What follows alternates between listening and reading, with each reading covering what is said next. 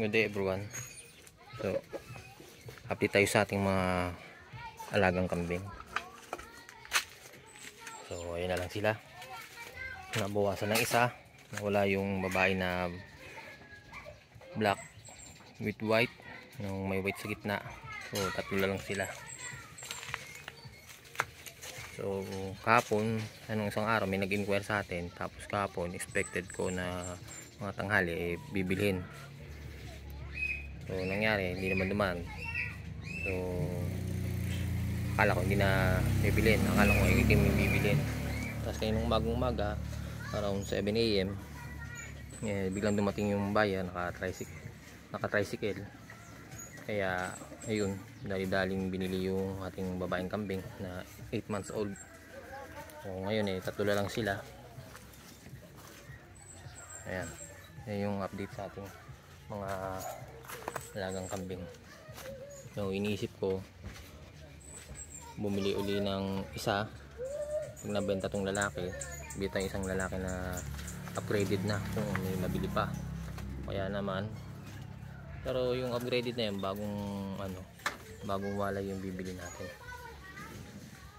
O kaya naman bibili ko ng lalaking pabo para kahit paano makapagbenta na rin ng isa pang pares.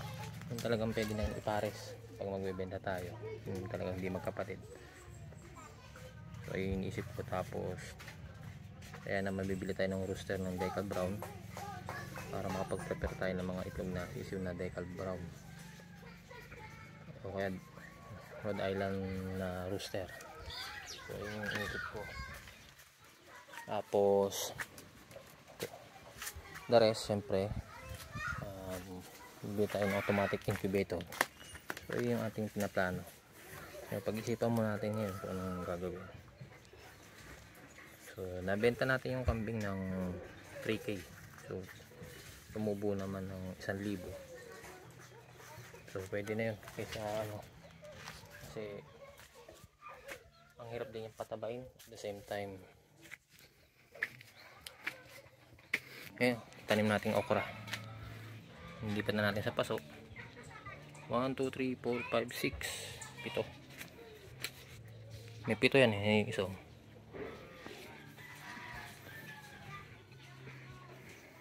So ayan yung update sa ating alaga.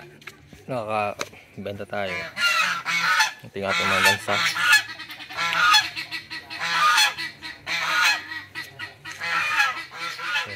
So yun lang yung brownout ngayon, kaya wala masyadong ganap.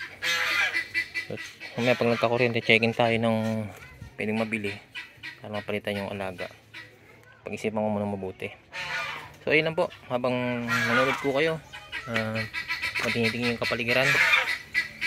Don't forget to like, share, and subscribe. Maraming salamat po.